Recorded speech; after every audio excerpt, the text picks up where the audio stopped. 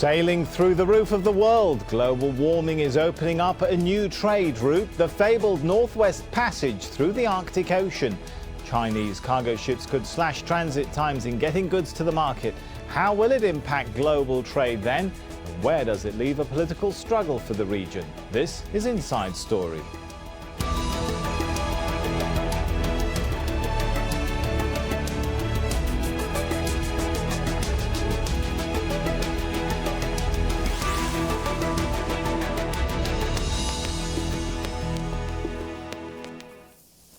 Hello and welcome to the show. I'm Sami Zeidan. Global warming may be the bad boy when it comes to rising sea levels, extreme weather and killing Arctic animals. But while the environment suffers, the shipping industry sees a massive new opportunity.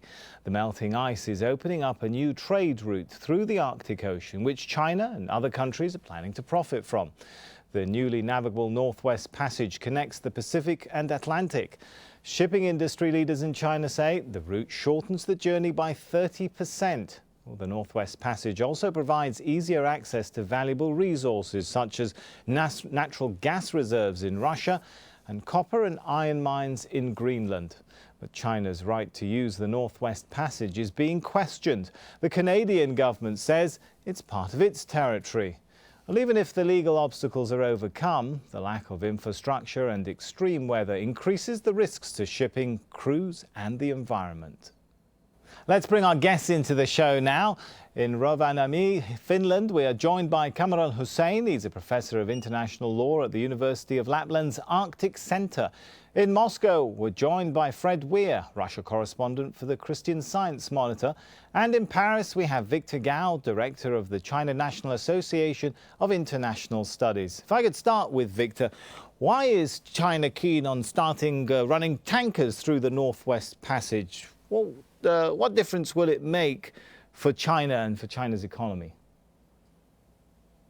Well, you may know that the Arctic Passage already started shipping and transporting as early as in the summer and fall of 2008. And the Arctic Passage actually can shorten the shipping distance by anywhere around 1/3 compared with the shipping all the way down through Suez and Malacca Strait. Therefore, it is a blessing for China. It's a blessing for countries like South Korea and Japan. And I think in the coming years, with global warming increasing, the passage probably will be further extended to more months throughout the year. And this will increase the efficiency of the shipping as well as the profitability of the shipping. And I think this is a welcoming event for China and other countries around this important new shipping route. OK, Fred, Victor mentioned there global warming, and scientists do say that within 25 years, the Arctic will be almost completely ice-free in the summer. Are we going to see more countries, not just China, we're going to see more countries rushing into the Northwest Passage for trade, travel, tourism? Well, yes, I think so. And there are actually two passages. The Northwest Passage is over the top of Canada, but there is the northern route, which is over the top of Siberia, and it mainly cuts the shipping time to Europe from Asia. So there are two separate routes. You have Canada and Russia really moving. Certainly Russia is taking a lot of steps, building military bases, inaugurating a lot of new warships, so that to make sure that they control that what's going to be a very, very valuable geographical resource. And yes, I think if it does come to pass, I mean, it is disastrous for the world, frankly, global warming, but for the shipping industry, for especially the two countries, Canada and Russia, who will hope to inherit the huge economic zones in the Arctic, this is a great thing, and they're gearing up for it. Everyone seems to be gearing up, or a lot of countries gearing up for this one. Kamrul, it's going to increase trade between the east coast of Asia, and the Americas, right? Well, I don't know about, whether it would increase from east coast of Asia to America, but I can see the potential of using Northern Sea route much more than, Northwestern Passage. So it would surely increase shipping through the through the Northern Sea route rather than Northwestern Passage. All right, perhaps if we can take a look at this NASA map, it'll help to put things into perspective about what we're talking about. Let's get the map up for you before I start commenting.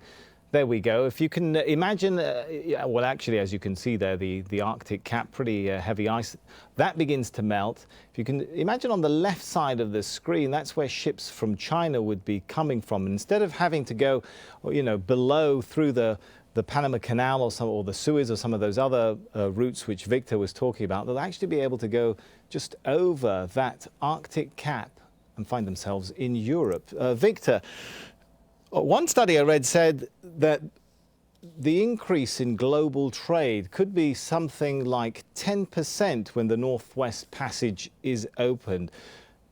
Do you expect this will have a huge impact on global trade? Will it change the map of global trade? I think in the coming years, the Arctic passageways, both over Canada as well as over Russia and Norway, will become increasingly important. From the Chinese perspective, we are the largest trading nation in the world, and we are the largest manufacturing nation in the world. We sell our goods to all parts of the world, but Western Europe is keenly a very important destination, as well as North America, including the Atlantic coast of North America. Therefore, for China to conduct trading through the Arctic Passage, both across Canada as well as across Russia and Norway, will enable us to deliver our goods and services to Europe as well as North America much more speedily as well as much more profitably. Therefore, I would say in the coming years, with the more and more opening up of the Arctic passageways, trade will be more and more diverted to the Arctic trading routes, and this is inevitable in the coming decades. Diverted is an interesting word you used there. Fred, does this mean cash out the wallets for other places? The Suez Canal, the Panama Canal? Well, I guess so. Major changes in trading patterns always have winners and losers. And I think that it's certainly true in Russia that they are hoping, they're taking a lot of steps, as I said, to secure that Arctic claim of theirs. They've launched a claim to extend their economic zone right out 200 miles. It's with the United Nations now. They're taking every step to make sure that they will control that vast portion of the Arctic that they claim. And I think they're hoping that this will be an immensely profitable thing for Russia in the years to come. And other parts of the world, of course, especially the Panama Canal, the Suez Canal, those guys will suffer. Well, China has no territorial claim, of course, to the Arctic. Other countries do. But who actually owns it? Well, 8 countries have territory inside the Arctic Circle: Canada, Denmark, Finland, Iceland, Norway, Sweden, Russia and the US. Russia's strategic interests in the region have provoked territorial disputes. Deep-sea divers planted a Russian flag as a symbolic claim to Arctic gas reserves 6 years ago. Now, the Northwest Passage is creating a territorial dispute of its own. Canada claims the passage is part of its waters. The US government says the passage is an international waterway and ships and aircraft from all countries have the right to uninterrupted transit passage. Kamrul, if China, amongst other countries, starts regular shipping through the Northwest Passage, how will it impact the political struggle over the region? Well, surely there will have some kind of impact, but I think, as long as China comply with the established rules offered by international law, there should not be any big challenge in that context.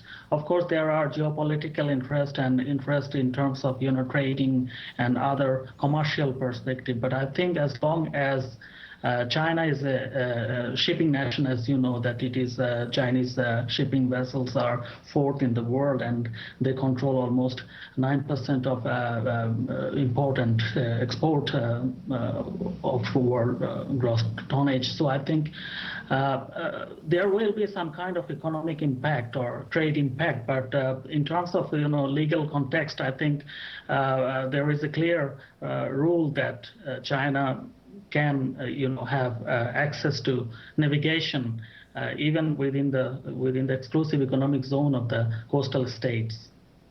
The Canadians might see a little bit differently, Kamrul? Well, yeah, they do, but I think still in that context, China would have the right to navigate. The only thing is that Canada claimed that the water is internal water. Probably in that case, there should be some kind of a special permit, but I think it will surely develop to some extent, and Canada could also be ready to negotiate in this context, even if they would not probably want to lose their right that Canada claim as internal or historic water or whatever it is. What about militarization, Fred? Will the pickup in commerce encourage militarization by countries in that area? Well, it already has. As I said, Russia has built a huge new military base there in the far north. They have created a special Arctic military force. But will others want to follow suit that ahead. haven't been so keen so far, Fred, to pour in the same kind of military resources like Russia? Yeah, well, I'm a Canadian, and I know our previous Prime Minister talked a big game about militarizing the North. He was going up there constantly. I think Canada's actual effort is considerably less than Russia's, but yeah, I do think that where the shipping and the money goes, military forces do follow. That seems to be a rule, and though there isn't any actual conflict at the moment, I think it very possible that the two biggest players, Canada and Russia, who just have the most humongous claims there, I think they're perfectly capable of working that out, and they're on the same page about what they want to happen. But the world is changing. There's a great deal of tension between Russia and the West now, and I think that is creeping into Arctic cooperation. You do see all kinds of things getting soured by all this tension over Europe and Syria and Ukraine.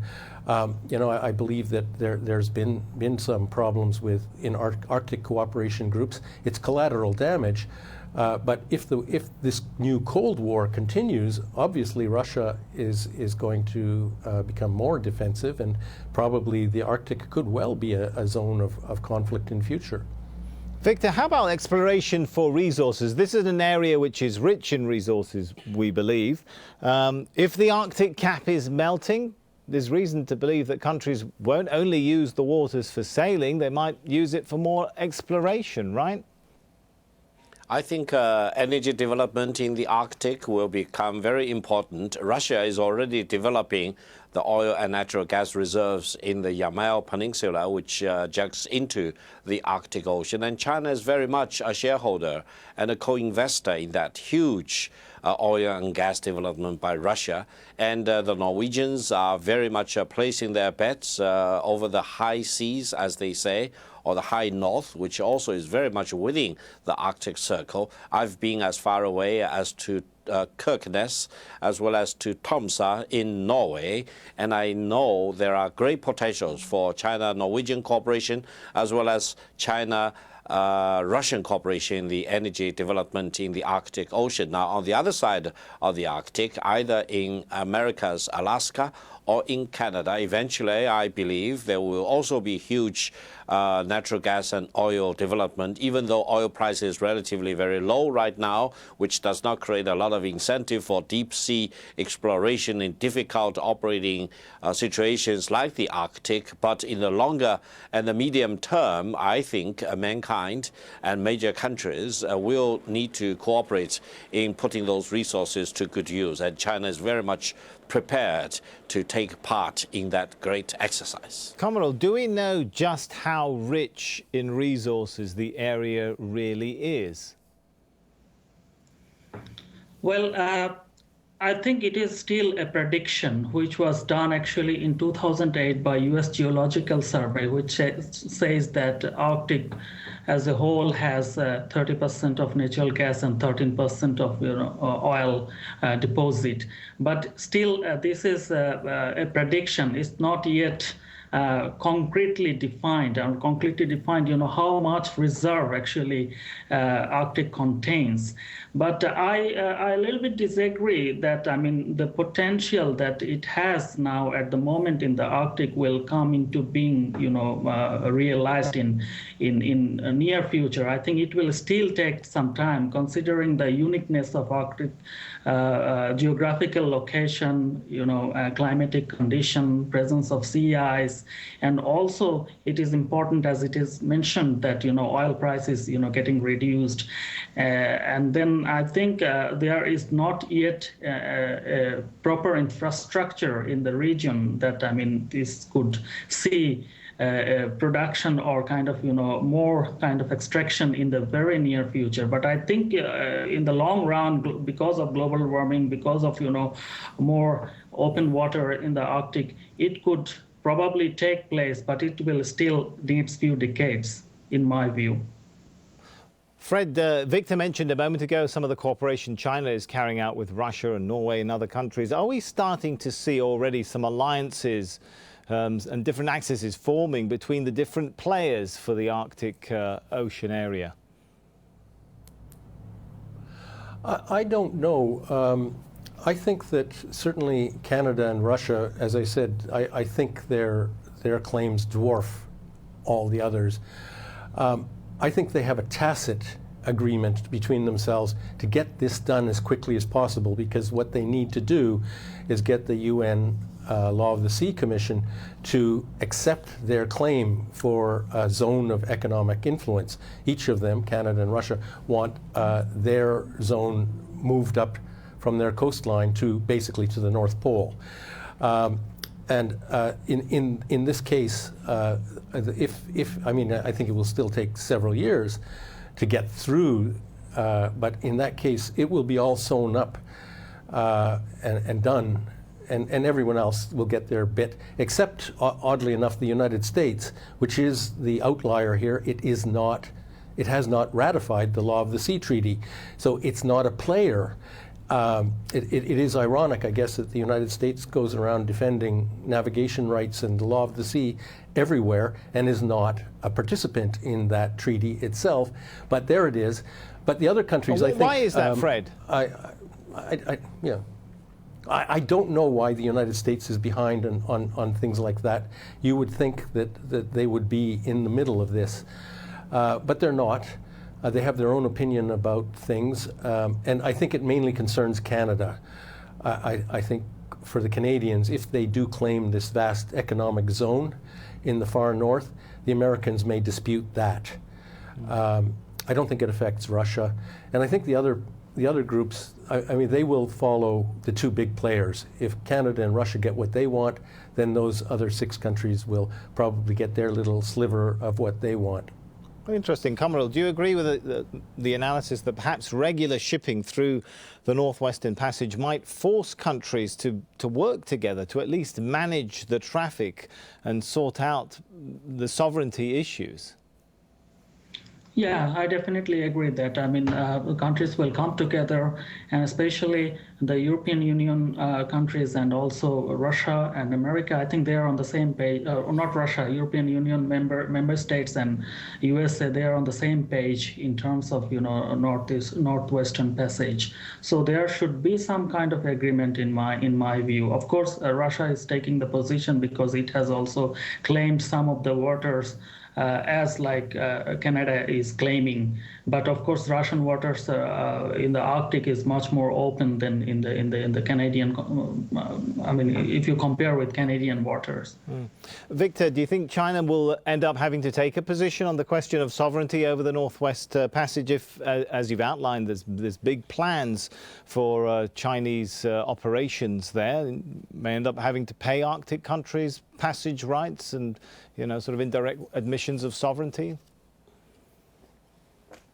Well, in the existing passage through the Arctic along the Russian shores, the Russian government insists that they need to dispatch icebreaker to serve as a protection for the Arctic shipping. And China and Norway and other relevant countries and companies are complying with the requirement by Russia. I think the opening up of the Arctic is a new phenomenon in human history, and I hope wisdom and vision and far-sightedness will eventually prevail, and Arctic will be used for the overall purpose of mankind as a whole, rather than being gridlocked eventually by all kinds of territorial disputes. And eventually, I think for Arctic to really to generate all the potentials, international cooperation will be very much important. Even though China does not have a direct claim in the Arctic, China wants to play an important role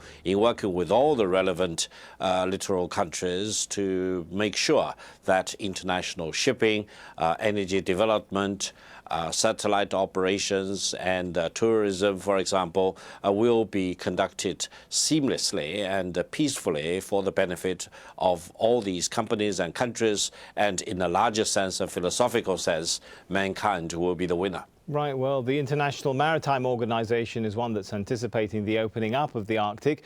A new set of rules for the region was agreed 2 years ago. The Polar Code, as it's known, goes into effect next year. It lists some of the dangers of travelling in the Arctic, including rapidly changing and severe weather conditions. Mandatory requirements for ship design are also included, and the best way to carry out search and rescue operations if a ship sinks, both for the safety of the ship's crew and to minimise the risks of environmental disaster from cargo spillage. When it comes to the environment, Kamrul, do you think the Polar Code goes far enough in protecting the pristine ecosystem up there? To some extent, yes. But then, of course, Polar Code failed to address the issue of use of heavy fuel. So it means that there will be huge black carbon that will be emitted, so which Polar Code has not addressed. But probably in the future, this issue will also come into discussions amongst the nations, how to deal with heavy fuels use of heavy fuels in the Arctic. Okay, so use of heavy fuels not addressed fully, Fred. Is this the beginning of possibly pollution, waste dumping, oil spills in the Virgin Arctic? I guess, it's ironic that global warming is an economic catastrophe in itself, and we're talking about the environmental dangers of exploiting this newly opened up region. But yes, I think it is a huge problem, and I mean, Russia has been quick to militarize things. They're way ahead of the curve in terms of getting their military assets in place there. But there isn't a lot of action about this. Even search and rescue is not a thing that the Russians have developed well enough. I believe that only some kind of really strong international agreement on the uses of the Arctic can protect it from all of the damage, that we see around us everywhere else, Gulf of Mexico, many places where these things happen. And if it happens in the Arctic, it will destroy that pretty much the last wilderness we have. I think we've got a brief minute left. Let me give it to Victor in 60 seconds. How much concern or interest is there, pressure from China to worry about what exploitation of this region means for the environment of the Arctic? Your Arctic has very high level of environmental fragility, and any damage to the environment probably will be long-lasting.